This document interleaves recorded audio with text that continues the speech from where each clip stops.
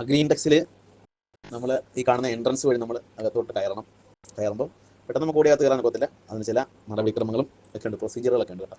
അപ്പോൾ അതായത് നമ്മളവിടെ അകത്ത് കയറുമ്പോഴത്തേക്ക് നമുക്ക് അവിടെ എക്സിക്യൂട്ടീവ്സ് ഉണ്ടാവും, അവർ വോളണ്ടിയേഴ്സ് ഉണ്ടാവും. അവർ നമുക്ക് ഒരു പേപ്പർ തരും. അപ്പോൾ നമ്മൾ ആ പേപ്പറിനകത്ത് നമ്മുടെ അഡ്രസ്സും ഡീറ്റെയിൽസും പേരും ഒക്കെ എഴുതണം. എഴുതിയ ശേഷം ആ പേപ്പർ നമ്മൾ കൊണ്ടുവന്ന് ടിക്കറ്റ് കൗണ്ടറിൽ കൊടുക്കണം. ടിക്കറ്റ് കൗണ്ടറിൽ കൊടുത്തതിന് ശേഷം നമ്മൾ പൈസ അവിടെ അടയ്ക്കണം. പൈസ 50 രൂപയെ ഫീസുള്ളൂ. ഒരാൾക്ക് 50 രൂപ ഫീസുള്ളൂ. നമ്മൾ അടുത്ത എൻട്രൻസിലോട്ട് നമ്മൾ കയറണം. അപ്പോൾ കയറുന്നതാണ് മെയിൻ എൻട്രൻസ്, എക്സിബിഷൻ ഹാളിലേക്കുള്ള എൻട്രൻസ് അതാണ്. അപ്പോൾ നമ്മൾ ആ എൻട്രൻസിലോട്ട് കയറണം. അപ്പോൾ നല്ല തിരക്കാണ് കേട്ടോ. നല്ല തിരക്കെന്ന് വെച്ചാൽ അപ്പോൾ അവധിയും കൂടെ ആയതുകൊണ്ട് നല്ല തിരക്കാണ്. അപ്പോൾ ആ തിരക്കിലോട്ട് നമ്മൾ അതിൽ ഉള്ളിലേക്ക് നമ്മൾ കയറണം. കയറിയതിന് ശേഷം അവിടെ തൊട്ട് ABCDEFGH വരെയുള്ള സ്റ്റാളുകളാണുള്ളത്. നമ്മൾ ആദ്യം ചെന്ന് നമ്മൾ ഈ സ്റ്റോളിലേക്കാണ് ചെന്നത്. അപ്പോൾ അതിലുള്ള പ്രത്യേകത എന്ന് പറയുമ്പോഴത്തേക്ക് നമ്മളവിടെ പച്ചൊരു ബോർഡ് കാണുന്നില്ലേ, ആ പച്ച ബോർഡ് നമ്മുടെ ഇവിടുത്തെ എക്സിബിഷനുകളിലൊന്നും കാണാത്തൊരു പ്രത്യേകതയും ഒരു അറേഞ്ച്മെൻറ്റും ഒക്കെയാണ് ഈ എക്സിബിഷനെ ആകർഷകമാക്കുന്നത് എന്നുള്ളതാണ്. അപ്പോൾ അത് അറേഞ്ച് ചെയ്തിരിക്കുന്ന രീതിയിൽ വ്യത്യാസമാണ്. അപ്പോൾ ആ ബോർഡെന്ന് പറഞ്ഞു കഴിഞ്ഞാൽ നമ്മൾ എക്സിബിഷൻ ഹാൾ ആണത്. അപ്പോൾ ആ ഈക്കകത്തിൽ പങ്കെടുക്കുന്ന ആരൊക്കെയാണ് അവിടെ എക്സിബിറ്റേഴ്സ് ഉള്ളത്, ഏതൊക്കെ കമ്പനികളാണുള്ളത്, അവരുടെ പേര്, അവർ ഏത് സിറ്റിയിലാണുള്ളത്, അപ്പം ഏത് സ്റ്റോളിലാണ് അവരുള്ളത് എന്നുള്ളത്. അപ്പോൾ നമ്മൾ കാണാൻ ചെല്ലുന്ന ആളുകളെ സംബന്ധിച്ചത് വളരെ ഉപകാരപ്പെടും. പെട്ടെന്ന് നമുക്ക് അതിലോട്ടൊരു ആക്സസ് കിട്ടും.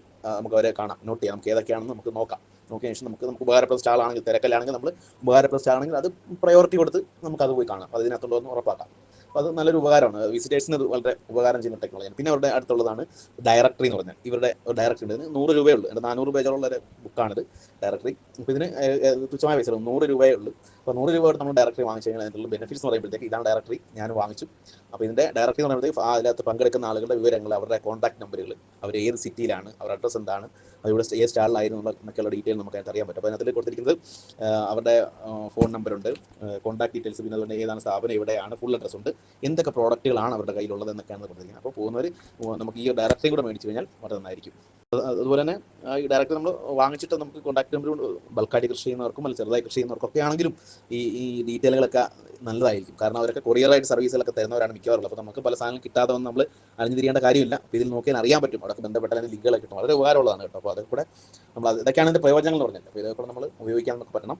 അപ്പോൾ കൂടുതൽ വിശേഷങ്ങൾ, അകത്തുള്ള വിശേഷങ്ങൾ നമുക്ക് കാണാം. അകത്ത് ഇലക്ട്രിക്കിന് ട്രാക്ടർ വരെ എത്തിയിട്ടുണ്ട് എന്നുള്ളതാണ് ഇതിനകത്തുള്ള വിശേഷങ്ങൾ. നമുക്ക് അകത്തുള്ളത് കാണാം.